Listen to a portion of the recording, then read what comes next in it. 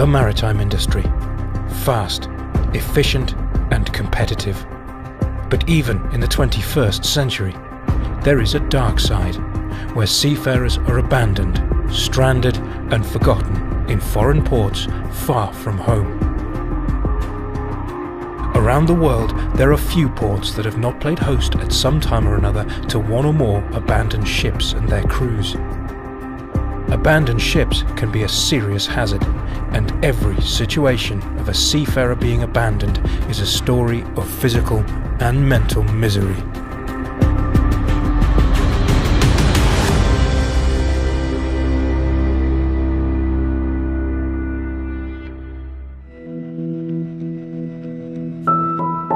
There's a number of reasons why ship owners could abandon their crews.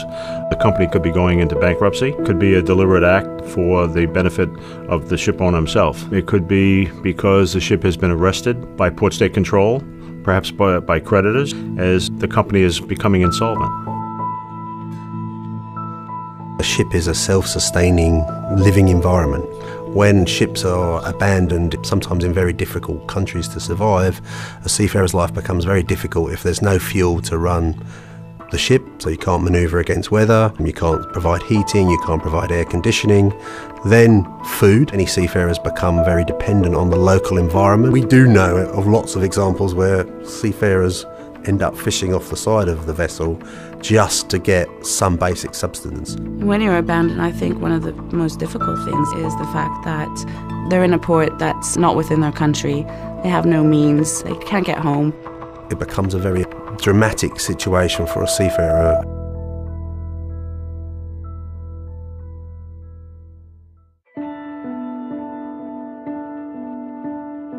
The real extent of the problem of abandonment over the years has never been accurately measured.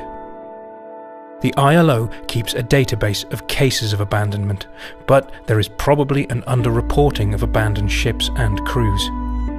In 2009 alone, at the height of the global economic downturn, a total of 64 vessels were abandoned, affecting 737 seafarers. Abandonment is not good for our industry, gives a very negative impression. And many ship owners have a good connection with their seafarers. They don't want the small minority to destroy what is a crucial part of the global economy. The ITF is part of the very proud maritime industry. We take our role very seriously, and we've been campaigning tirelessly with the ILO to tackle the blight of abandonment. And it's absolutely vital that we've engaged with the ship owners and all of the other social partners.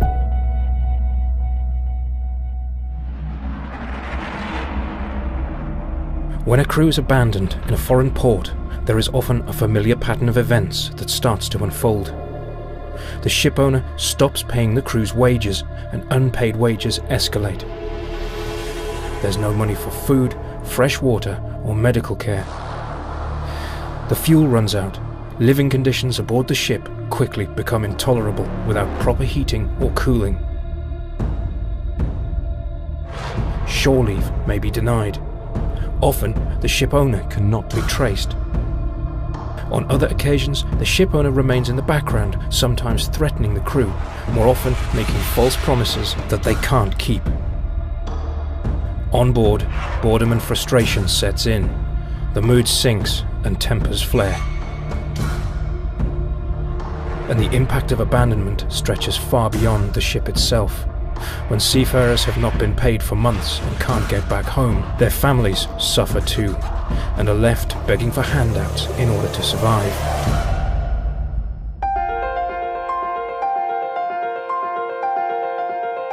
The international stakeholders have responded to the problem of abandonment, and in 2001 an expert working group of the International Maritime Organization and International Labour Organization jointly issued guidelines on the provision of financial security in the case of abandonment of seafarers.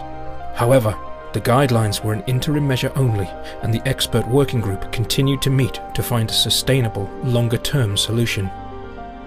In August 2013, the Maritime Labour Convention entered into force. It dealt with repatriation, which is a critical element that might prevent abandonment taking place.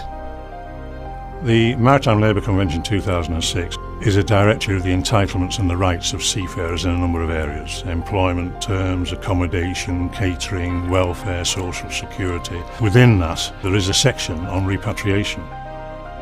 There was a view by some in the MLC negotiations that felt the repatriation arrangements in the MLC covered abandonment and were quite satisfactory on their own. In actual fact, they weren't, because the repatriation requirements in the MLC is related to a number of specific circumstances, and the conditions for that repatriation were not specified. In April 2014, a meeting of the Special Tripartite Committee concluded an amendment to the MLC to deal with abandonment. Dave Heindel, chair of the ITF Seafarers section, was the spokesperson for the ITF at the Special Tripartite Committee meeting in Geneva that adopted the amendment. The Special Tripartite Committee was there to pick up where the MLC stopped. When the MLC was entered into force in 2013, it dealt with repatriation, but it did not deal with abandonment. The amendments were intended to make sure that the seafarers were protected. The idea was if a seafarer was abandoned, he would have the insurance to be able to be repatriated. The MLC overlooked a number of consequences that are severely impacting on seafarers who find themselves in a situation of abandonment. So this is why amendments were tabled in 2014 and adopted in order to properly and comprehensively regulate protection of seafarers against abandonment.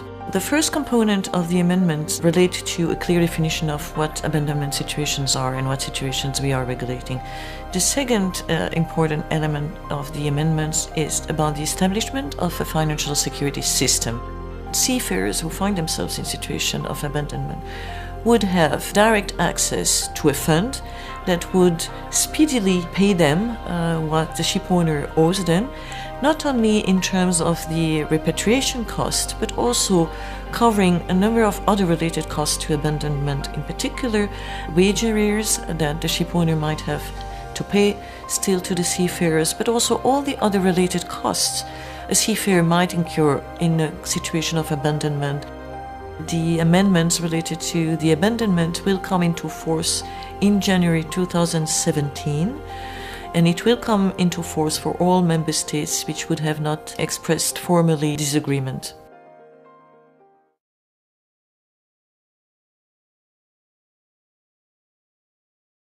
Seafarers need to be aware that there is a possibility of abandonment. Seafarers should always try to do a background check on the company that they're going to be working for. They should speak to other seafarers, speak to the manning agent, and make sure that they have as much information as possible.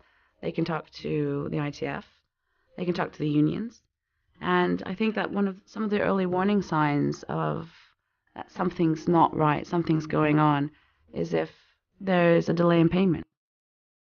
If a crew is facing abandonment, there are a number of organisations who may be able to offer assistance. Seafarers can contact the ITF, an ITF inspector, or a local trade union. They can contact the flag state, the port state, the seafarers' embassy or consulate in port, any welfare organisations in port, or the local community.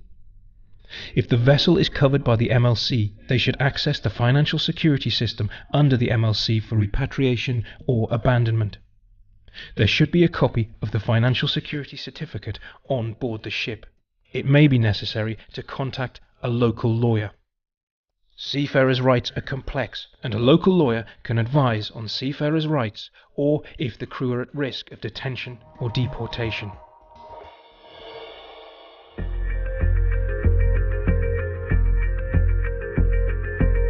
We always have to hope that people are not going to run away from their responsibilities.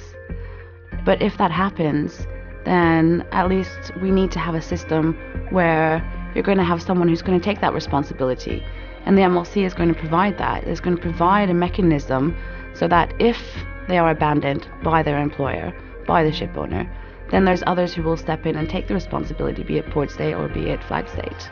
The ILO wants to achieve effective protection of every single seafarer in the world who finds himself or herself in a situation of abandonment. The amendments that were done in 2014 could be a turning point. We hope that the industry will respond appropriately in dealing with the amendments that were adopted in 2014 that should give the seafarers the security that they need to assure that they are repatriated. The industry has to globally implement it. And the indication is there's an agreement between us, ship owners, and the other parts of the industry that it's not good enough that seafarers are left in this kind of situation. This solution must be delivered by all parties on a global level in the interests of our very proud industry. For more information about seafarers' legal rights, visit www.seafarersrights.org.